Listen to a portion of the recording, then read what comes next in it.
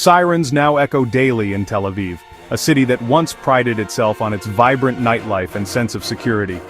The familiar sounds of laughter and music have been replaced by the wail of alarms and the rush to find shelter. Tel Aviv has been thrust onto the front line of open war with Iran, transforming overnight from a bustling metropolis into a city under siege. The skyline, once a symbol of modernity and hope, now stands silhouetted against the threat of conflict. The once shadowy conflict between Israel and Iran has exploded into direct missile attacks, shattering any lingering sense of safety. Residents watch in horror as missile interceptors light up the night sky, and explosions echo across neighborhoods. Iran's Sejil ballistic missile, launched from deep within Iranian territory, has struck at the heart of Israel for the first time in history. The impact has left a deep psychological scar, as well as physical destruction. Social media is awash with rumors of mass casualties, secret graves, and unconfirmed reports, fueling a climate of fear and uncertainty. Misinformation spreads rapidly, making it difficult for residents to know what to believe. While many of these claims are likely disinformation, the devastation on the ground is undeniable. Bustling streets have been reduced to rubble, families have been forced from their homes, and civilian areas have suffered direct hits. The city's spirit is being tested like never before. Life in Tel Aviv is now defined by constant alerts, sleepless nights spent in crowded shelters, and the ever-present anxiety of not knowing when the next attack will come. The relentless sense of dread hangs over the city, as empty streets and anxious faces become the new normal. Every day brings new challenges and uncertainty. This escalation marks a dangerous new phase, state-on-state warfare, with advanced missiles raising the stakes and putting millions of lives at risk. The world watches as the conflict intensifies, wondering how far it will go. For Israelis, June 2025 changed everything. The sense of invulnerability is gone, replaced by a sobering awareness of the new reality. The only question now, what comes next for Tel Aviv, and for a region on the brink? The crisis that erupted in June 2025 was not a sudden event, but the culmination of years of escalating hostilities and deep-seated mistrust between Israel and Iran. For over a decade, both nations had engaged in a dangerous dance of threats, covert operations, and proxy battles across the region. Each side accused the other of destabilizing the Middle East, fueling a rivalry that simmered just below the surface. This Cold War, marked by cyber attacks, assassinations, and shadowy intelligence operations, finally erupted into open conflict. In the early hours of mid-June, Israel launched a series of surprise airstrikes deep inside Iranian territory. Their targets were not only nuclear facilities suspected of advancing Iran's weapons program, but also key military command centers believed to coordinate Iran's regional influence. The attacks were devastating. Over 200 people lost their lives, including several prominent Iranian nuclear scientists. The destruction crippled Iran's nuclear infrastructure and sent shockwaves through the country's leadership. In the aftermath, the Iranian public poured into the streets, their anger and grief fueling demands for a powerful response. The sense of national outrage was palpable, uniting political factions and ordinary citizens alike. Within days, the Islamic Revolutionary Guard Corps retaliated with an unprecedented barrage of missiles and drones, striking Israeli cities and military installations. The scale and precision of the attack stunned observers worldwide. For an entire week, waves of projectiles rained down, overwhelming Israel's advanced air defense systems.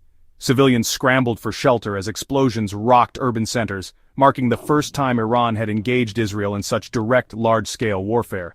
The entire region teetered on the brink of all-out war, with neighboring countries bracing for the conflict to spill across their borders.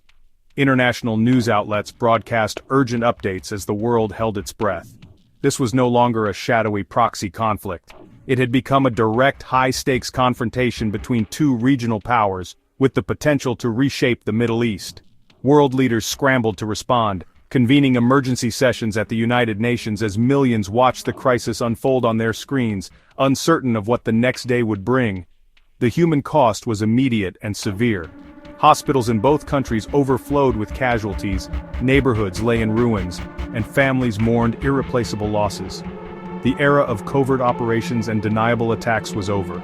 The shadow war had given way to open conflict, and the world would never be the same. Amid the chaos, Iran unveiled its Sejil ballistic missile in combat for the first time. The Sejil, a solid-fuel two-stage missile, can reach Tel Aviv from central Iran in just 7 minutes. Its rapid launch capability and heavy warhead make it a formidable threat. Hard to detect, harder to stop. Experts warn it could one day carry a nuclear payload, making it a cornerstone of Iran's deterrence. Its advanced maneuverability challenges even the best missile defenses.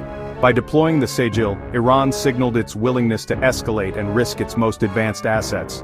The world took notice. Iran's missile program was no longer theoretical. But this move also risked provoking devastating retaliation. The Sejil's debut marked a dangerous new threshold in the conflict. The stakes had never been higher. The true impact of Iran's missile strikes is obscured by propaganda and rumor. Officially, 24 Israeli civilians died and dozens were injured. Damage to homes and businesses is extensive. Iranian media claims far higher casualties, including mass military deaths and secret burials, stories unverified by independent sources. Israeli authorities dismiss these as psychological warfare, designed to sow panic. The information war is as fierce as the fighting on the ground. Yet, the confirmed destruction is severe. A missile near Soroka Medical Center injured over 30 and damaged vital infrastructure. Ballistic missiles have brought terror to Israeli civilians in ways never seen before. The psychological scars may last far longer than the physical ones. Iran's missile arsenal is more diverse and deadly than ever. The Sejil offers long-range, rapid strikes. The Fatah-1, reportedly hypersonic, is nearly impossible to intercept and was used against Israel in June. The Khorramshahr-4 delivers massive warheads, ideal for destroying hardened targets. Each missile serves a unique purpose: speed, payload, or range, giving Iran a flexible, layered deterrent. The recent conflict showcased all three, proving Iran's capabilities are no longer just for show. Together, they threaten cities, military bases, and critical infrastructure across the region. Israel now faces a missile threat on a scale it has never seen. The balance of power in the Middle East has shifted. Israel's multi-layered air defense, Iron Dome, David's Sling, Arrow 2 and 3, has long been its shield against attack. These systems, developed over years of constant threat, are among the most advanced in the world, designed to intercept everything from short-range rockets to long-range ballistic missiles. Their presence has given Israeli citizens a sense of security, knowing that a technological barrier stands between them and incoming threats. During the Iranian assault, interception rates remained high, saving countless lives. The world watched as the sky lit up with defensive fire, and the majority of missiles were destroyed before reaching their targets. But Iran's strategy of overwhelming salvos, mixing drones, cruise missiles, and ballistic missiles, exposed the system's limits. The sheer volume and variety of threats tested the coordination and capacity of Israel's defenses like never before.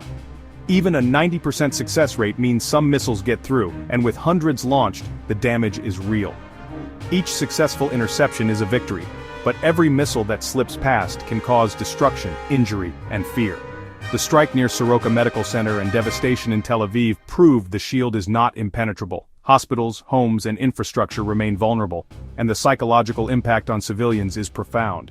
Iran's tactics forced Israel to expend expensive interceptors on decoys, creating gaps for more dangerous missiles.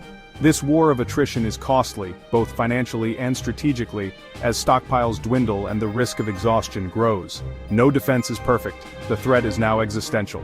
For many Israelis, the fear of the next attack lingers, and the sense of vulnerability is ever present. This reality reinforces Israel's doctrine: the best defense is a strong offense. Military planners know that relying solely on interception is not enough to ensure survival. The need to strike first, and hard, has never been clearer. Preemptive action is seen as essential to disrupt enemy plans and reduce the scale of future attacks. Air defense buys time, but it cannot guarantee safety. It is a critical layer, but not a complete solution. The next attack could be even more devastating, and Israel must remain vigilant, adapting its strategies to face evolving threats. As the conflict escalated, the United States intervened decisively under President Trump. American forces deployed carrier groups, bombers, and advanced jets to the region, signaling overwhelming support for Israel. The U.S. launched devastating airstrikes on Iran's nuclear facilities and military infrastructure, crippling its nuclear ambitions in days. The message to Tehran was clear. Further aggression would trigger even greater force.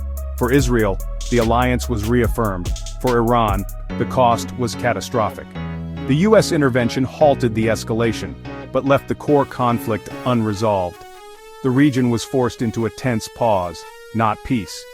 The world now faces a more volatile Middle East.